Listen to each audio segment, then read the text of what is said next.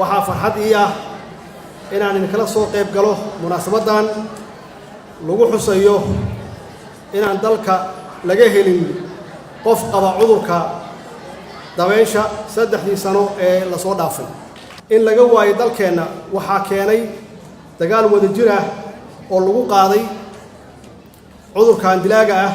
kaasoo soo bilowday sanadihii 80yadii runtii waa guul noo soo wada hoyatay maanta dowladda federaalka Soomaaliyeed waxaa ka go'an inay joogtayso dadaalada lagu ciribtirayo loogana hortagayo cudurrada dilaaga ah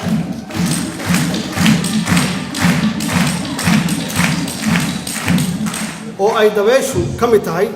sida ku cad qorshaheeda horumarinta dalka